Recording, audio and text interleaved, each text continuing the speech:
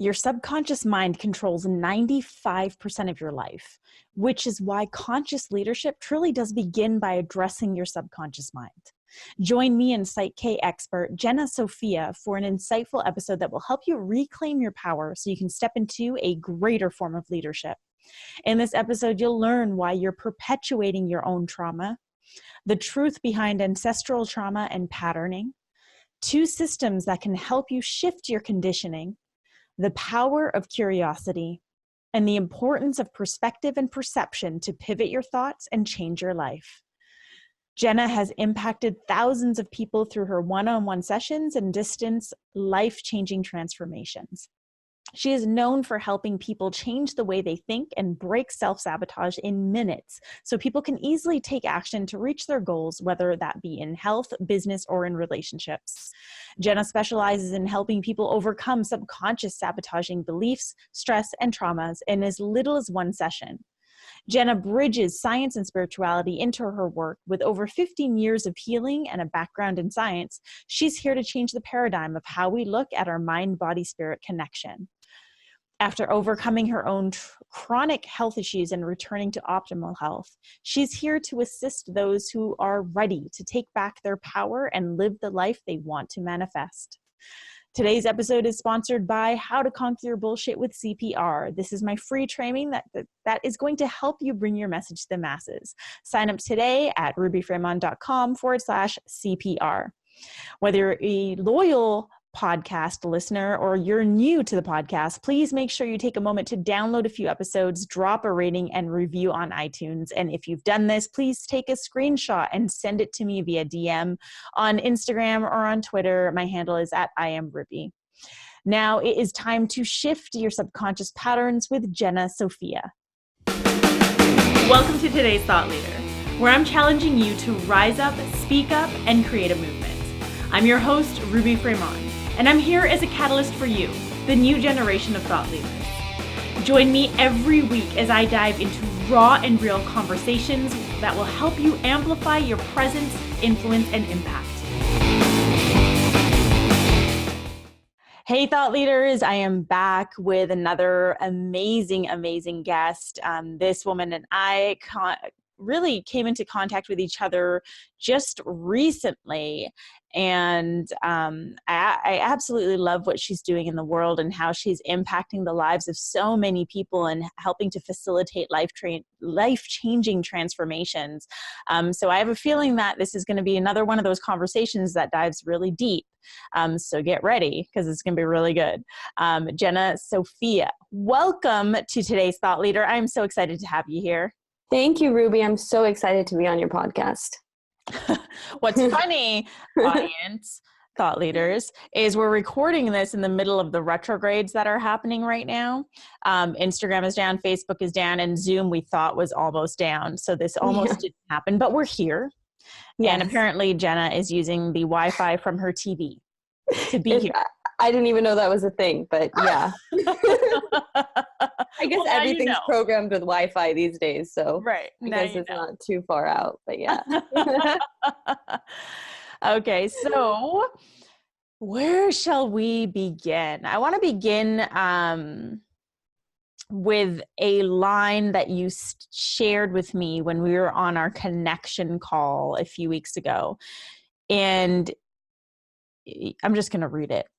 Sure. We're perpetuating our trauma.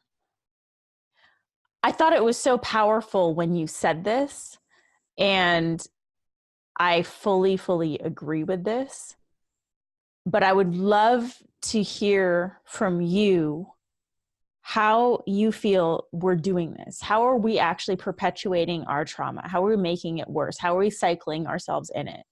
Yeah, well, as you know, we're creatures of habit and pattern, and we follow things that we perpetually do or think. So the reason why I believe we are perpetuating our traumas specifically, when things happen to us, the subconscious mind basically records every single thing that happens to us. And if we don't go and change our reactions to how certain situations have affected us, we're going to continue to show up with every single trauma that we've ever experienced. So that will be our normal default of showing up to the world. And Right. until we remove that or transform the ways of thinking and being and really understanding how our life has happened and affected us, we're really not able to transcend these traumas if we don't have an idea of how they're showing up in our lives and how we are acting from these spaces of limitation because of the things that have happened to us.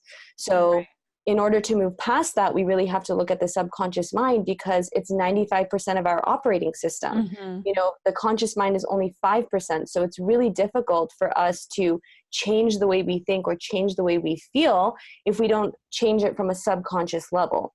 And so we're constantly showing up and perpetuating these traumas and showing up as that, because most of us haven't gone and done the deep work into really checking into our subconscious and seeing what is actually there and what is perpetuating my behavior and the way that I'm showing up. Right. And what's interesting is this idea of checking in with our subconscious, right? Because like you said, our subconscious mind is 95% of what drives us. And yet so many people believe it's like what we're consciously doing. And so there's all these things that we're doing that are on autopilot, right? Like we don't have to think about how to brush our teeth. We just know how to brush our teeth. Or we don't have to think about how to eat. We just know how to eat. We know how to chew our food. You know, we know how to do a lot of things. And yet so many people are failing to see the ways in which they are actually showing up and the beliefs that they are continuing to believe, which are really driving their actions. And specifically, I want this conversation to be specific to the leaders, because this is what my podcast is who my podcast is for the leaders. We have so many leaders out there that are doing the work to be a leader, to be perceived as a leader. And yet I think they're missing the work, the inner work, to actually start leading their life. Because if we're constantly being led by our subconscious and it's leading us in a direction that we don't want to go in, then we are in fact misleading our lives, right? 100%. I totally agree with that. And I think you made a great point there, is that if we're trying to lead and we're trying to show up as some sort of thought leader, or someone that's trying to create change, or, you know, change the consciousness of our planet and really shift into a higher vibration for us to really get closer to who we are and embody our power more, if we're not figuring out our limitations that are present in the subconscious, that's where it all starts, right? So if we're not reaching our goals, we have to check into our subconscious and figure out, why do those limitations exist? Where did they come from? And why are they there? But the good news is that we can also shift it. We don't have to stay there. And that's the great part of our evolutionary journey, is being able to shift our perceptions of our experiences so that we're not privy to every horrible experience that we've ever gone through, or every limiting belief that we've picked up as a sponge between 0 and 7. Because between 0 and 7, we're in this theta state in our brain. And so we're just absorbing everything. And then that basically conditions us to how we show up later on in life. So if 97% of the conditioning happens between 0 and 7, it actually even goes back even further in the 3rd trimester when you're in the womb. So you're just constantly absorbing all of this information without a filter. And then once we, you know, pass that age, all of a sudden we have these lenses of reality, and it's really everything that we've picked up, all the beliefs, all of the different energies, all the traumas that we might have experienced growing up. And then that's who we're showing up as. So you're basically showing up as your 7-year-old self, you know, all those things that you've picked up. Do you believe in yourself? Do you think you can do it? Are you worthy of like impacting people's lives? Do you have what it takes? All of these things have been molded from a young age if you haven't transformed them. So if you're wondering why you're not able to make an impact, or why you're not able to reach the people you want to reach, or speak on the stages you want to speak on, there's probably something going on that's limiting you subconsciously from really going out and doing that. Right. And okay, so 3rd trimester, we're going back a long time in our timeline. I just want to address that, because I know for some of our listeners, they're going to be like, wait, what? Yeah. Fair enough. Can we address that first before we go any further? Totally. So like science has shown that we actually have emotional intelligence and emotional responses while we're in the womb. So they actually did this. I watched a really cool video where they had this couple fighting in Italian. Okay. And the baby wasn't in, it was in the stomach that the mother didn't speak Italian. That wasn't her language, but the baby could pick up on the vibrations and the intensity of the fighting from hearing this couple as a science experiment, and the baby dropped. So it had a stress response in the womb. Wow. So if we're already being stressed out from before we come out of here, or maybe, here's another example, maybe your mom lost her mother while you're in the womb. You're going to download all of that grief, and you're going to lead your life now with this heaviness and this density, not knowing where it's come from, but it's being absorbed from your environment. So you're constantly absorbing everything in your environment, and then that's dictating to you the perception of what you see. So if you don't like what you're seeing, you have to change the lens and the filter in which you're looking at life. Right. So the third trimester thing, that just goes to show how powerful and it is to mold the subconscious from a very young age. Right. And it just is what it is. But the beauty is that we can also go in and reprogram it so that we're not operating from those experiences that we've just absorbed. Right. So is this similar to, because we hear a lot about ancestral wounding and ancestral trauma, like this is kind of like a hot topic in the space of personal development and spiritual development right now. So is that very much the same as what you're addressing? Like, I think it's easy to say, oh, you're in the womb and you're absorbing your mother's energy. And it's one thing to like actually prove that this is happening. And then we take it to this whole other level when we have the ancestral wounding coming into play, because that's like a timeline. That's like, oh my God, you might be carrying like your great grandfather's wounding, or your great aunt's like trauma. And I know that even for me, there's been sticky things that I'm like, this doesn't feel like my shit. Like this doesn't feel like my shit. I don't remember having any experiences that could have triggered this. Maybe it's ancestral, but I'm so keen on learning more about how does that actually work? Sure. Well, the way that we understand, the subconscious or life in general, and the way that we look at things is that we're very linear in our thinking, right? Yes, but if we look at ourselves as quantum beings and seeing that there is no time, right? We're just an endless, infinite, soul going through an experience at different times, quote unquote, right? But the fact is that from a subconscious perspective, because the subconscious is 24/7, from that linear perspective, it never turns off. It's always recording. We're taking our experiences from every incarnation, if you want to look at it like that. We are carrying all of these traumas in our soul, which we are then using, this physical form to work through so that we can ascend to higher evolution in terms of our growth on this planet.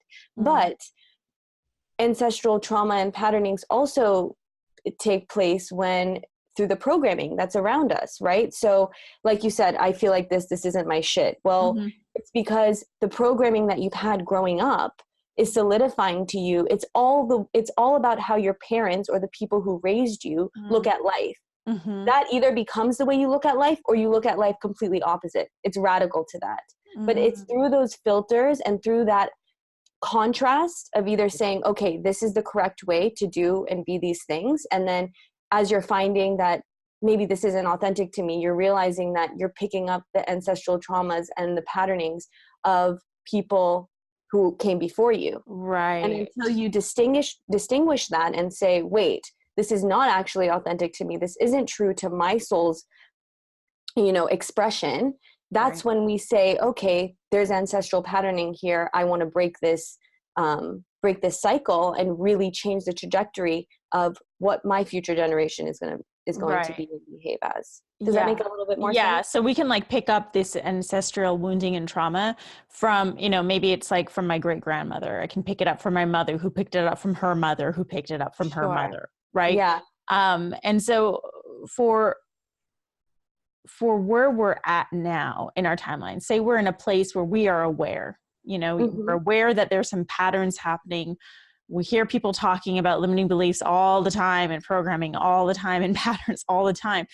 And yet it can often feel like a tougher situation when you're in it to actually start to repattern and develop a new way of approaching your life and your choices and your decisions. Mm-hmm.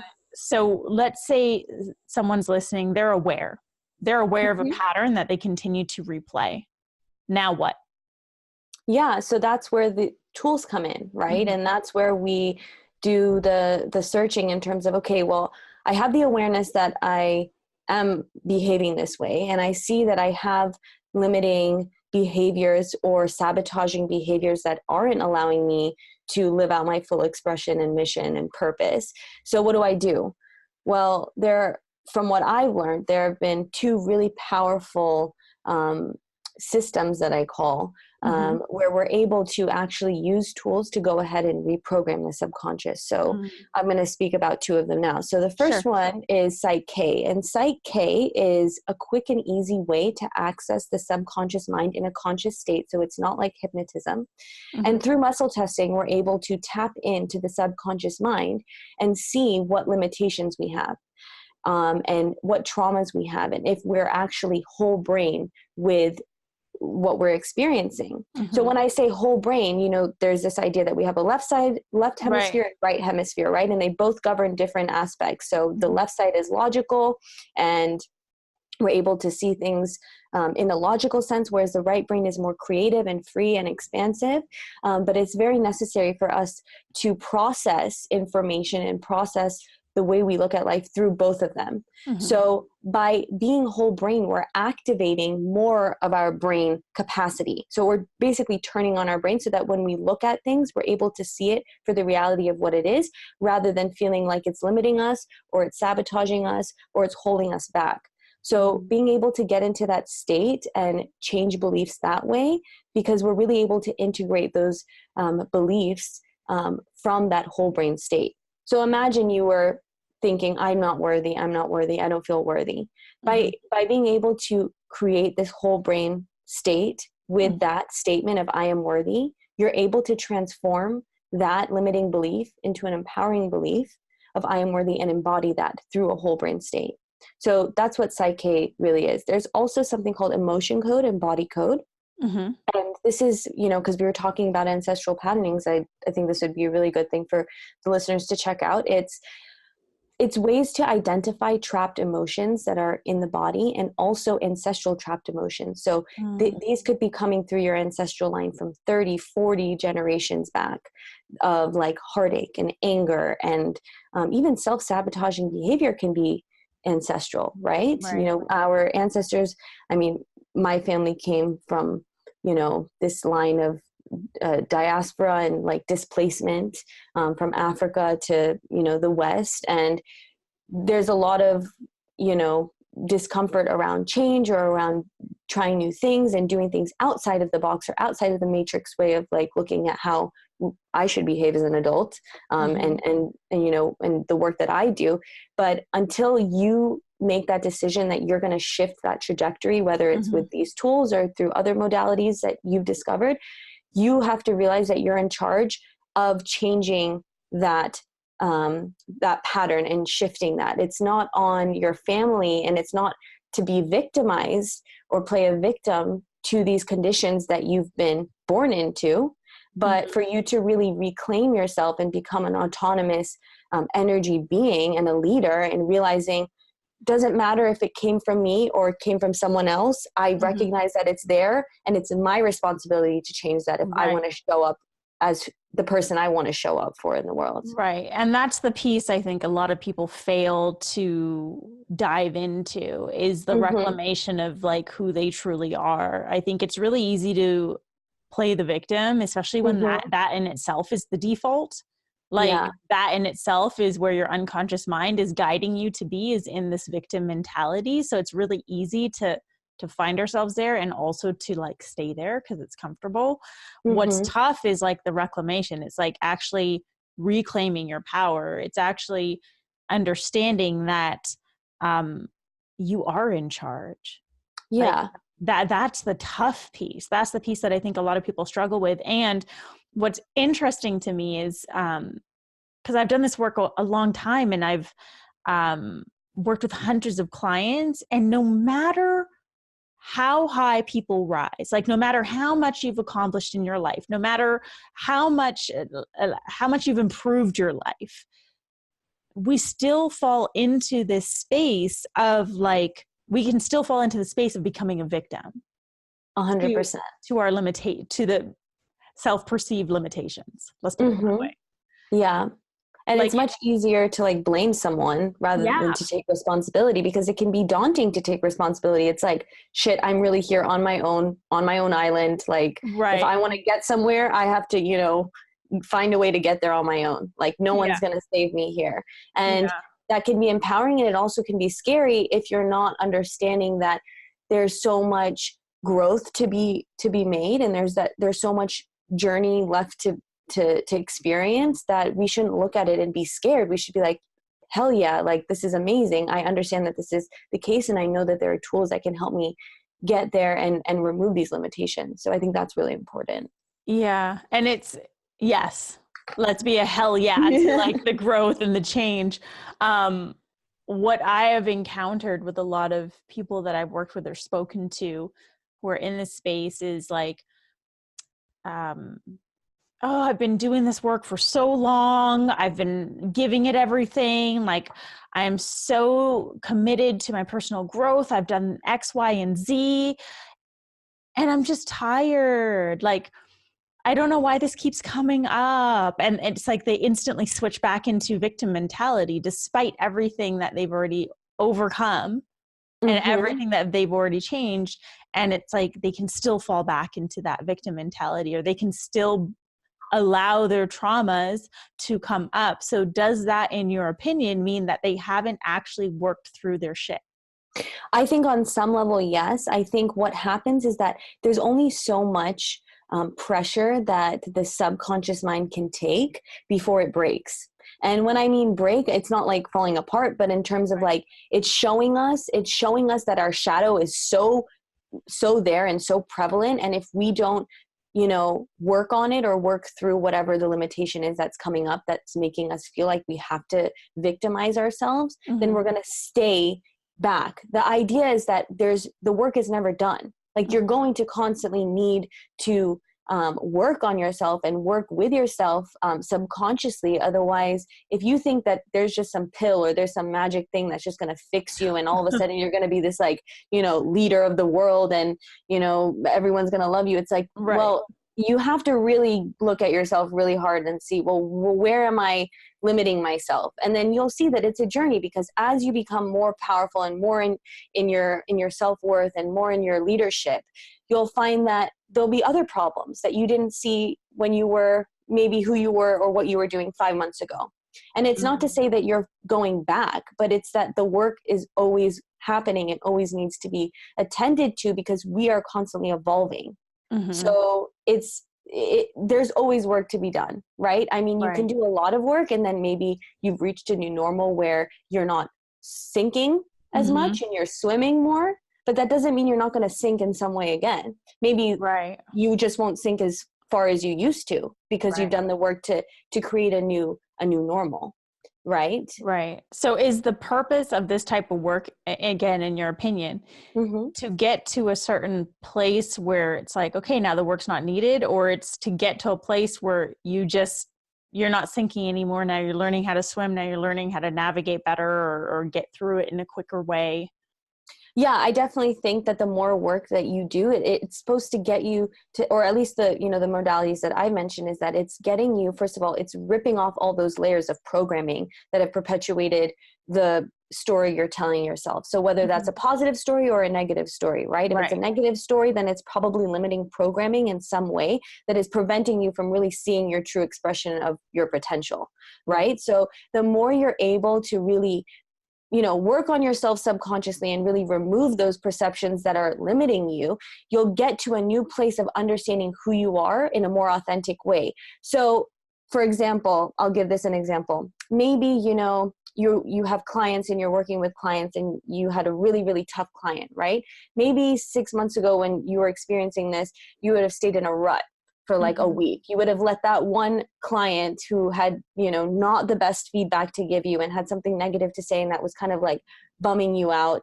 You might stay with that, right? But if you're able to have the mental strength and the mental resilience through doing this work, you'll look at that and you'll say, hey, this is teaching me something. I don't like how I feel, but what is it about this that I don't like how I feel? What is it showing me? So Right. you're able to reframe the experiences that happen for you, not to you, for Mm-hmm. you. And you're able to grow from them. So you see things from a state of growth rather than a state of feeling victimized. Right. And with that mindset shift, that is so crucial in terms of leadership, because if you're not able to snap out of things quickly, or you're not able to see perspective, I feel like perspective is everything, because if you Mm-hmm. don't have it, you don't have anything, Mm-hmm. right? Because at the end of the day, it's you perceiving life, nothing else, Mm-hmm. right? So it's Yeah. up to you to decide what lens of perception am I looking at the situation. Someone could look at one situation and say, that was horrible. I can't believe that happened to me. I'm bankrupt. What am I going to do? Another Right. person could say, wow, I could have been more responsible, but you know what? So many rockets of desires are shooting out from me, and I'm creating all this potential of this new chapter that I'm jumping into now. Right. And I'm so Yeah. grateful for this learning. So perspective, perception is everything in Yeah.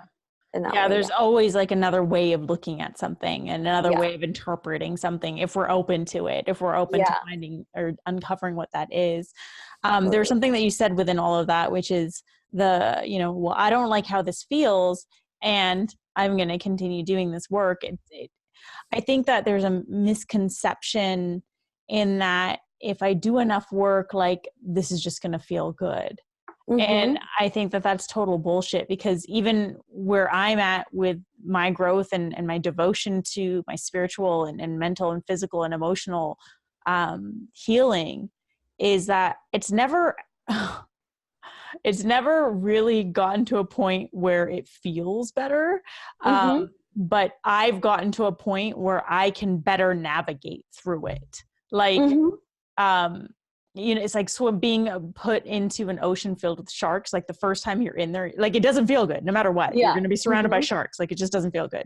And maybe the first time I get thrown in, I don't know how to swim. But Mm-hmm. like being thrown in over and over again, I know how to swim. So I can now swim through the sharks, but the sharks still terrify the shit out of me and make me feel really Yeah. bad. You know what I mean? Sure. And Yeah. I think in personal development, there's a big misconception that eventually we're going to get to a state where everything just feels good and everything's just love and light. And Mm-hmm. I don't know, that hasn't been the case for me. Yeah. I mean, I definitely agree. There are some people and some perceptions where they think, it's love and light and I've reached this state, and, more power to them. If they really believe Right. authentically that they've reached that state, then good for you. I mean, at the end of the day, we all just want to feel good, right? No matter Right. what, Ultimately. we want to feel good. So whether people are saying that they feel good all the time or feeling good some of the time, like it doesn't matter. I think what's most important is that it's not about love and light necessarily, but it's the fact that you're able to choose the reactions that you have to what life gives you. So for example, you were saying the first time you did it, it was super scary jumping in Mhm. with sharks, but now that you're used to it, you've acclimated to those waters, and the same situation or scenario is happening, but you're reacting differently, right? Mhm. So it's really, your power lies in your reaction and your decision to say that this is what something is or this is what something isn't.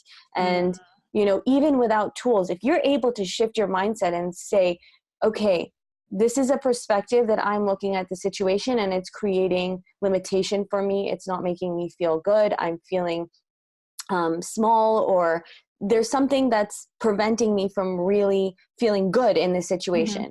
But then figure out, is there a way for you to pivot that thought? Is there one thing you can be grateful for in that moment of Right. whatever is happening that will at least shift a little bit? It's not about making a huge jump from like jealousy to like appreciation, right? Right. But it's shifting and seeing, okay, there's contrast here. There's something that is coming up for me that I obviously have an issue with. And instead of looking at it like it's the worst thing in the world or this is against me, maybe looking at it and seeing, okay, what is it trying to teach me, or what can I Mm. learn from this, or is this something that I'm continuing to perpetuate that's in my vibration that's allowing this to be co-created with whatever is happening. Right. Yeah. Yeah. It's like, what I'm hearing is like really getting curious. Um, Yeah. in regards to why you're reacting the way you're reacting versus letting yourself be driven by your reaction.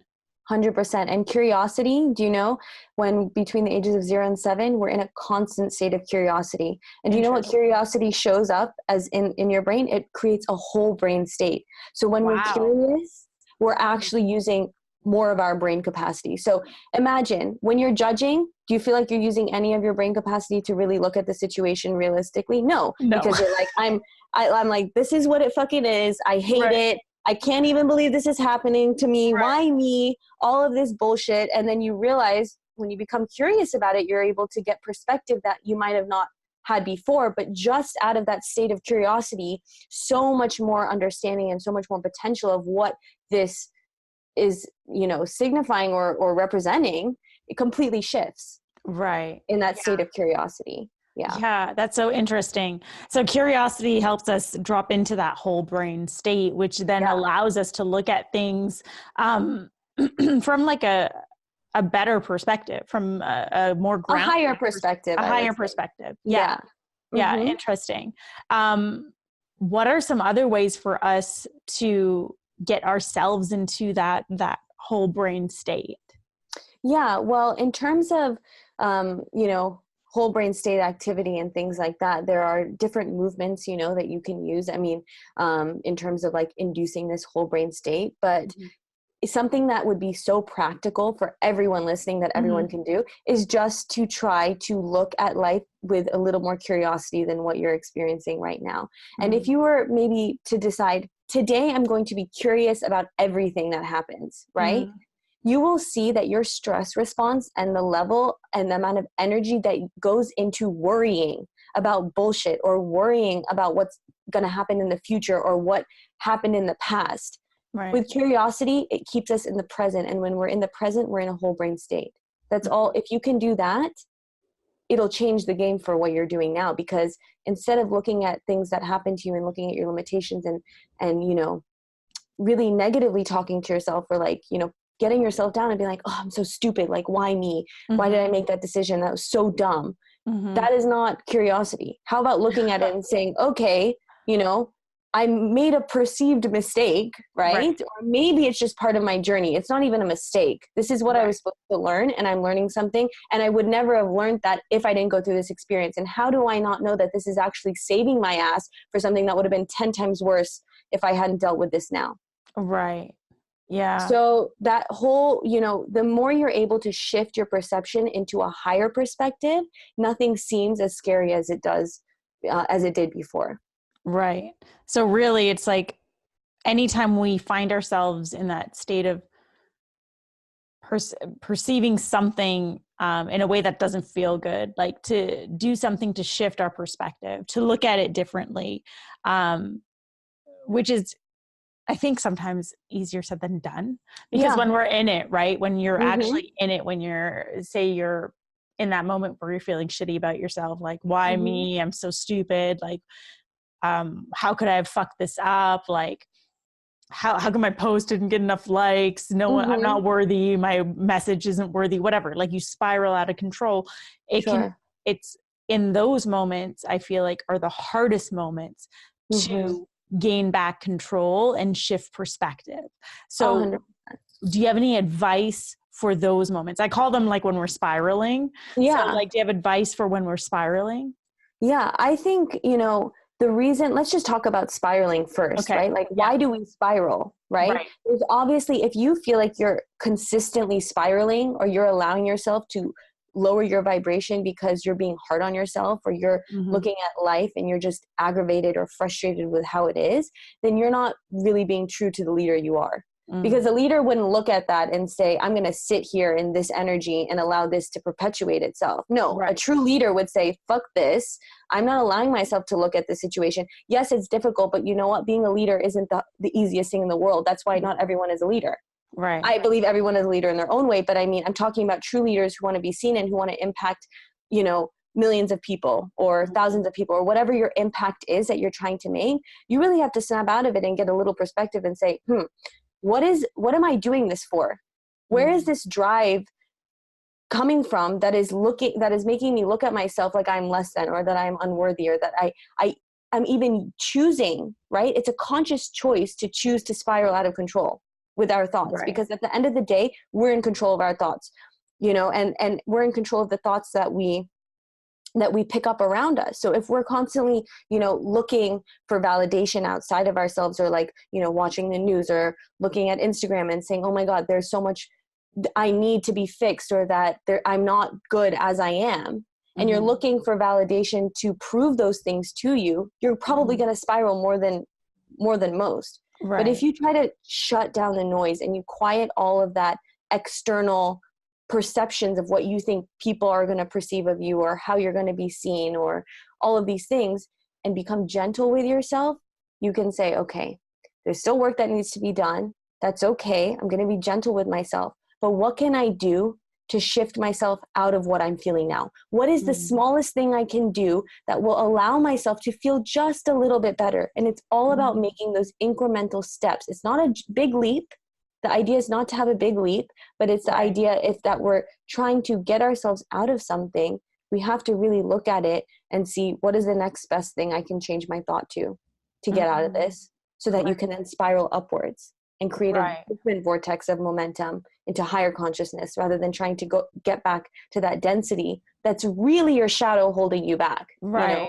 When we spiral, it's like we're kind of self-sabotaging ourselves, because we're on the one hand, we want to be showing up and we want to be doing these amazing things. But if we are choosing to use our energy to spiral out of control, and to spiral into these like depths of darkness, then we're not using and cultivating our energy like a leader should.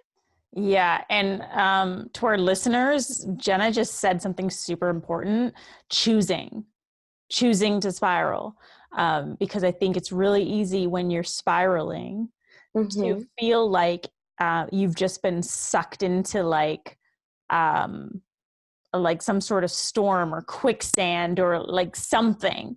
You've just been sucked in, but it's like, no, there's a choice that's being made.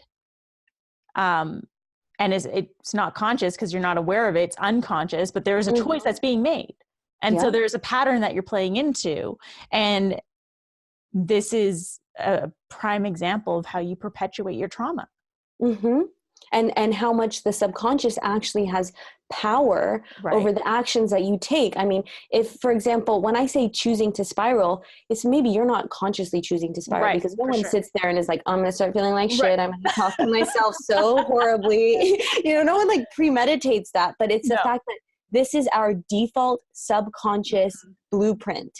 If we don't change that, and we don't pivot out of that unworthiness, or pivot out of that lack or limitation, then every time something happens to us, it will trigger that response, and that's exactly what will happen. We'll spiral. Right? If you can train yourself, you know, to do the opposite, you've reclaimed so much of your power. Right. It's like the awareness and then the training.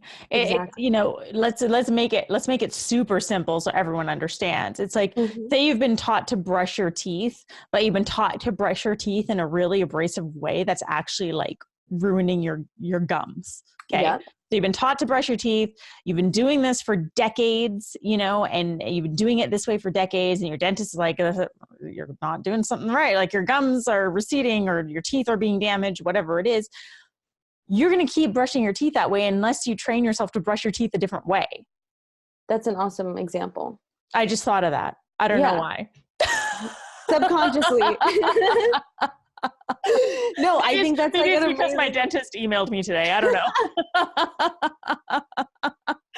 See, there's always like stuff for us to pull from that happens to us, and we're just like, oh, maybe that would be good. But it's when you put it in that way, like if you're taught to do something, and it's not, or you've picked it up somewhere in your timeline, and it's not leading you towards what you want. In fact, it might be deterring you from moving in the direction that you want to move in.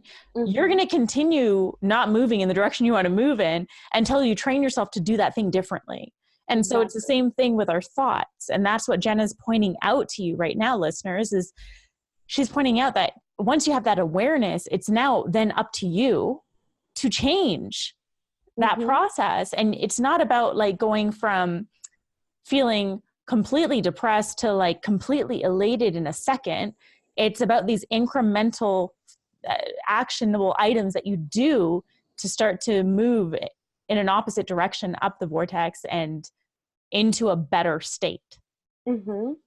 I think, yeah, that exactly sums it all up, is that your state really depends on the reactions that you choose to make. Right. Yeah. So your state, you can have, things can happen to you in your environment and that can mold.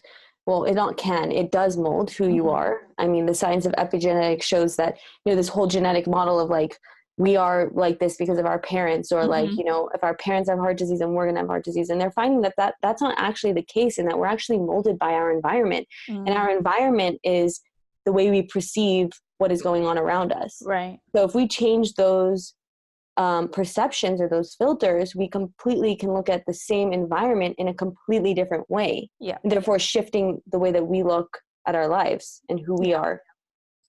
Love it. Yeah. Love it. Jena, we're nearing the end of the episode. Do you have any final thoughts that you want to share with our listeners?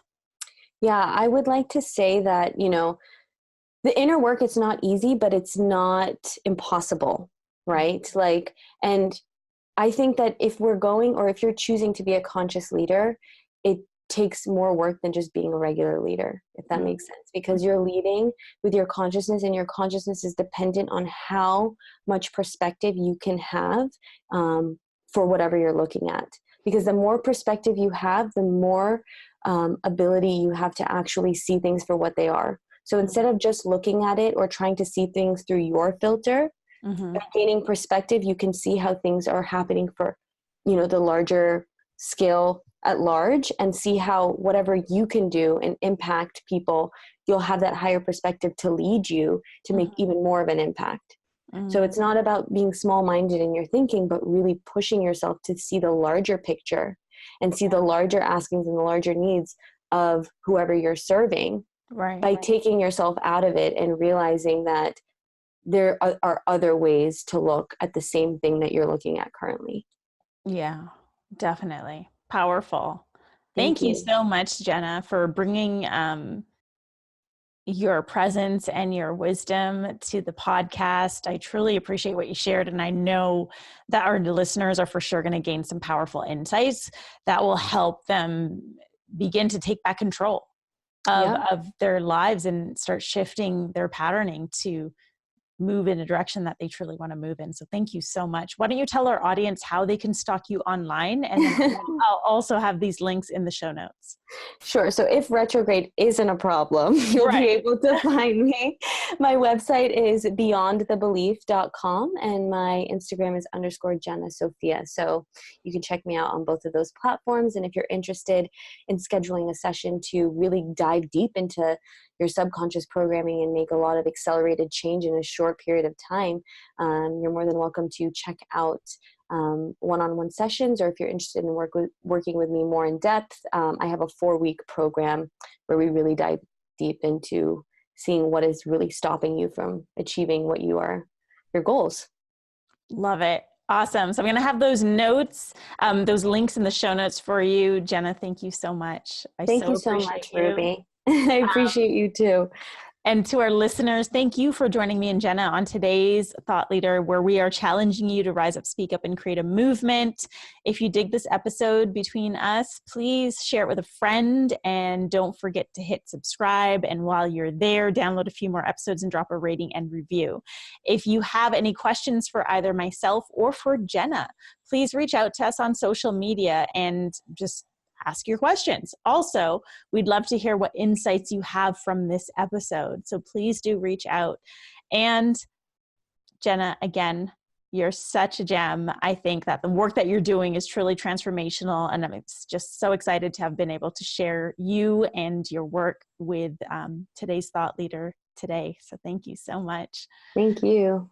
Okay, I will see you all back here on Thursday for a brand new episode of today's Thought Leader.